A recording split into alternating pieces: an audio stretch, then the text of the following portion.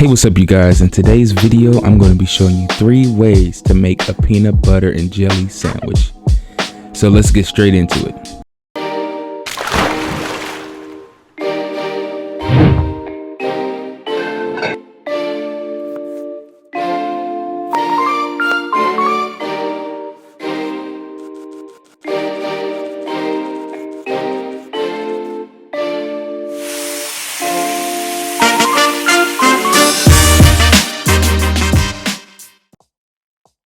Stage 1, the basics. So this is where this whole video came from, the basic peanut butter and jelly sandwich. So we got 2 pieces of sandwich bread, a generic jelly, and a generic peanut butter.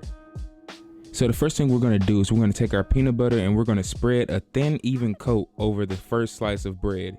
And so the peanut butter I'm using here is a creamy peanut butter by the company Peter Pan. And you can find this in any local grocery store. You might have it in your cabinet.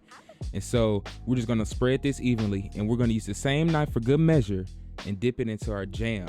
And so I want you to comment down below which one is better, jelly or jam. If you don't know the difference, jam is a little bit looser than jelly. It's not as solidified and it has a smoother texture. I preferably like jam better, but let me know down below in the comments which one you like better. So we're gonna make a mess because you know you gotta leave a little bit of jelly on the countertop when you're making a sandwich. And then we're gonna spread a thicker coat of the jelly because we know we like it sweet. And like I said, this is just a generic Welch's grape jelly. And so now we're gonna sandwich these together. And this is the basic peanut butter and jelly sandwich. And so you want to use whatever plate you can find, preferably a paper plate or a napkin, because that's what this sandwich goes best on. If you don't put it on that, it's not going to taste as good, but it's still going to be a great sandwich. I'm telling you, you got to put it on a paper plate. And if you don't cut it this way, you got to be a psychopath.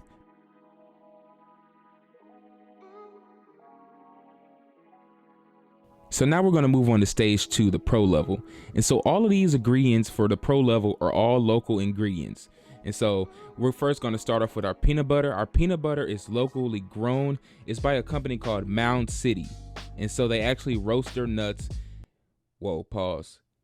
They actually make their own peanut butter. And so they've been in business since 1917.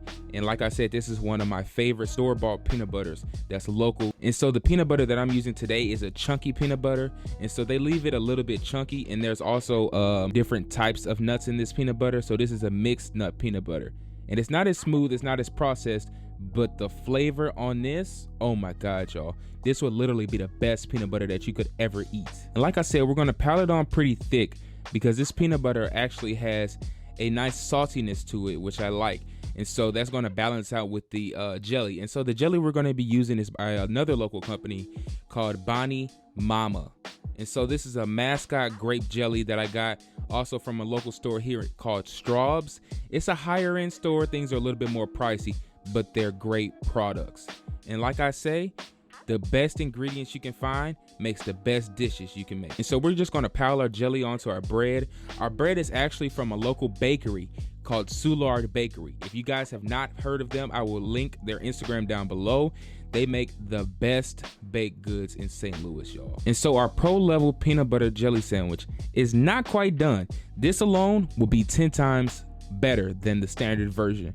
And so now we're going to jazz it up a little bit. We're going to add a little bit of crunch to it. And so I'm just heating up some ghee in a large skillet, and I'm going to get this very, very hot. The reason I'm using ghee is because there is no milk solids in it. And so with no milk solids, it allows me to heat it up a little bit higher without the butter burning. And so once our ghee gets nice and hot, I'm going to go ahead and make sure it's stirred around nice. And then I'm going to dump our sandwich right into the hot skillet. Like I said, you want this to get hot because you don't want the bread to absorb any of the oiliness. You don't want it to be oily. You just want it to be nice and crisp. So like I said, you might want to get this skillet pretty hot, but make sure you do not burn this. So do not walk away from this. Do not look away. You want to stay focused on your peanut butter and jelly sandwich. So like I said, I'm just going to give it a nice flip. Like I said, there's beautiful color. This is not burnt, you guys. This is flavor. And so this will give us a nice crisp exterior. And then we're still going to get that nice and fluffy bread on the inside. Like I said, if you don't cut your sandwiches at an angle, just click off the video. And our pro level sandwich is done.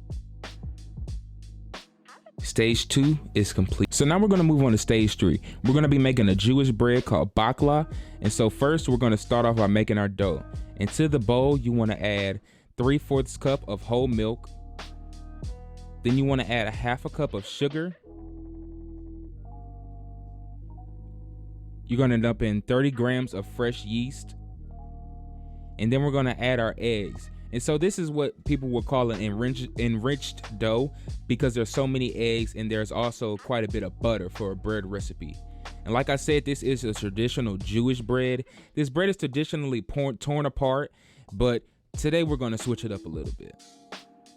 So I added 4 eggs to this bowl, and then I'm gonna add 1/2 cup of butter. And so the butter, like I said, is gonna make this very, very rich. It's going to make it also kind of dense, but it's also going to give it a ton of flavor, you guys. And then I'm going to dump in our flour. So we're using 2 different types of flour. We're using a bread flour and a all-purpose flour, and these are 2 1/4 cup each. And you want to make sure you spill it out, because if you don't, the bread won't turn out right. So make sure you make a mess on your countertop. I promise you, if you don't do this step, it won't turn out right. And so we're gonna mix this on low speed so we don't have a flour cloud. If you're into flour clouds, go ahead and stir it up as fast as you can. Just make sure you don't break your mixer. You wanna gradually speed it up, but you wanna make sure you get the flour everywhere if you want a flour cloud. And so like I said, we're gonna mix this on low. We're gonna mix this for about 5 minutes until it comes together as a smooth dough. If the dough does not come together smooth, you wanna go ahead and add a little bit of water until it does. So we're just gonna turn out our dough onto our work surface, and we're just gonna give it a little bit of knead. We're just gonna knead it for a little bit, and just to bring it together a little bit more, and then we want to form it into a nice ball. So now we're going to wrap our dough up nice and tight. So now we're going to move on to our jelly. And so this jelly has 5 different types of fruits in them. And so we're going to start off by adding our red wine. This is 3/4 cup of red wine. And then we're going to add 4 cups of raspberry, 4 cups of blackberries, 4 cups of blueberries, 4 cups of strawberries, and 4 cups of grapes. You guys can reduce this recipe. I actually did a 1/2 batch, so I ended up doing 2 cups instead of 4 cups. And then we're gonna add a teaspoon of vanilla extract. And then we're also gonna add 3 cups of sugar. Now guys, I know this might seem like a lot, but it's actually not, considering how acidic some of these fruits are, and it's gonna help balance it out nice. And so we're gonna cook this down for quite a while, you guys. And so this is gonna cook for about 30 minutes. And while that's cooking, we're gonna go ahead and move on to our peanut butter. So these are just some half peanuts that I brought from the store. You wanna roast them yourself, just because the flavor will be 10 times better. And then also, as soon as you take them out of the oven, you wanna hurry up and throw them into a food processor. This will help the process of making the peanut butter nice, smooth, and creamy. And so what peanut butter actually is it's removing the oils from the peanuts, and it's making an emulsification. And so what this is basically combining the solids and the oils together to make one homogeneous mixture. I know I sound like a nerd, but trust me, I know what I'm talking about. And so this is gonna blend up for about 10 minutes. And once it's nice and smooth and looks like peanut butter, it is peanut butter, trust me. And so we're gonna give it a taste. You do wanna add a pinch of salt to this. That will give it a nice salty flavor to it. And you wanna make sure you get all of that goodness, and then we're gonna mix it up for just a little bit longer, you guys.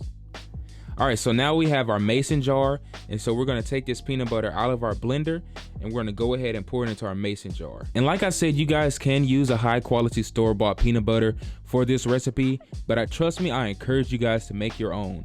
The more you guys experiment at home with making your own ingredients, the more you'll have a passion for cooking, you guys, because you guys will see where it's coming from, trust me. And so now we're going to refrigerate that for 30 minutes. And so now we got our jam is ready, you guys. And so what we're going to do is we're actually going to strain this. And so when you're straining this mixture, you want to press as many of the particles through the sieve as you can. And so what these particles are is actually a thing called pectin.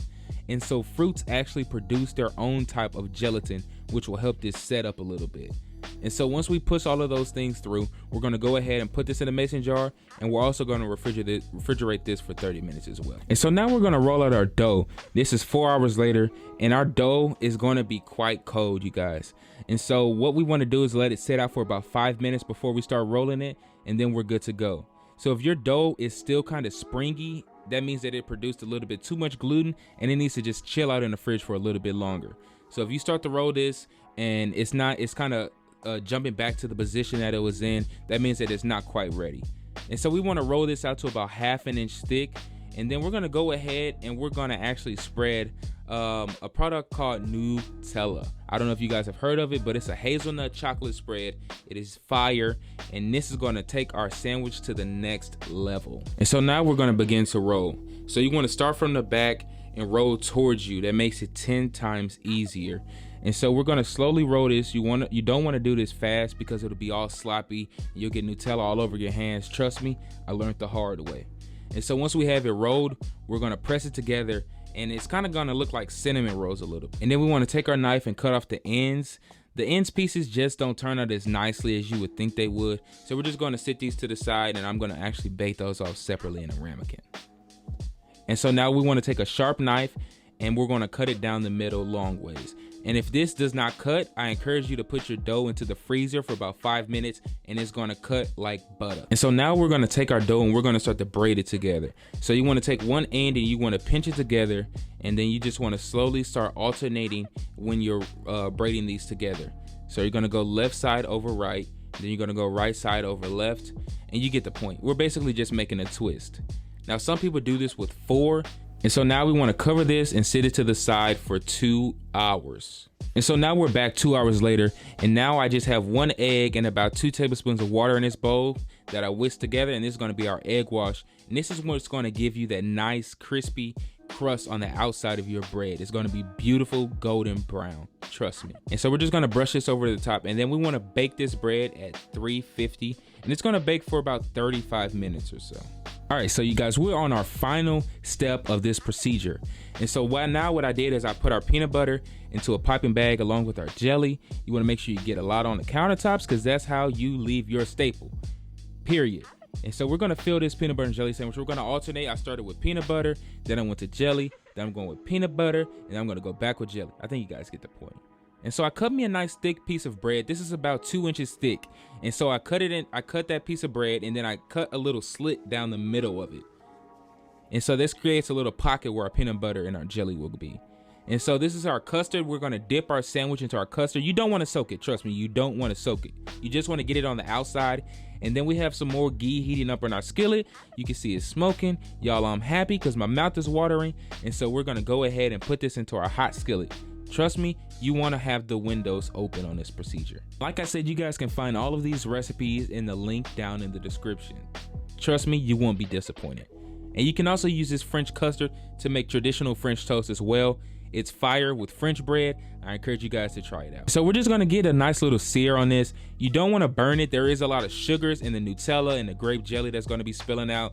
But trust me, it's gonna be fire. And so we're just gonna add a little bit more.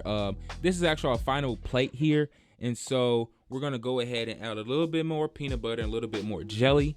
And like I said, you don't want it to cook it too long because you don't want that peanut butter and jelly to be hot. You just want it to be room temperature. So we're gonna get a nice crisp sear, and then we're good to go.